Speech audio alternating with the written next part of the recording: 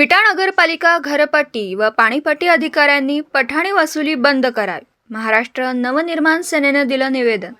विटा शहर अध्यक्ष कृष्णा देशमुख काय म्हणाले?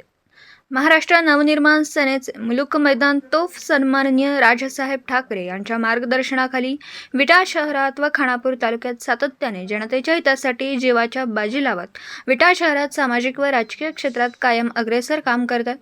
याच सेनेच्या पदाधिकारी यांनी विटा नगरपालिकेच्या बाबतीत चालेल एक वेगळा कारभार म्हणजे घरपट्टी व पाणीपट्टीची रक्कम मार्चपूर्वी न भरल्यास महिन्याला 2% दंड वसूल करण्याचा नियम लागू केला.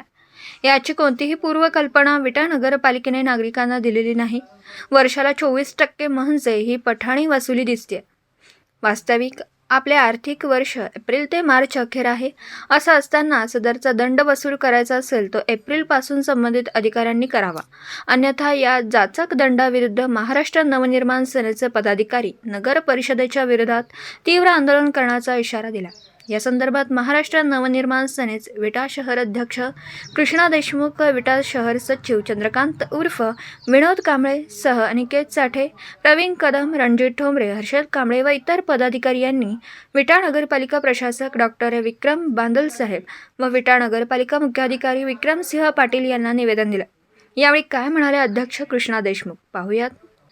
विटा प्रतिनिधी शिराज भैया शिकलगार, विटा. जय महाराष्ट्र.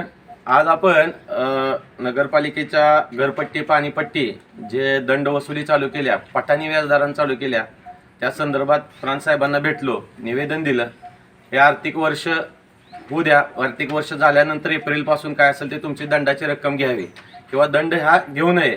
परंतु त्यांच्या साहेबांशी चर्चात्मक असं आले की काही 2 वर्ष 3 वर्ष 4 वर्षापासून जे काही लोक आहेत ज्यांनी दंड वगैरे म्हणजे घरपट्टी पाणीपट्टी भरली नाही, अशा लोकांचा दंड वगैरे आम्ही घेतोय. आम्ही साहेबांना रिक्वेस्ट केल्या की हा दंड एप्रिलपासून चालू करावा. प्रामुख्यानं त्यांच्या म्हणण्यात आल्याप्रमाणे नागरिकांनीही सहकार्य केलं पाहिजे.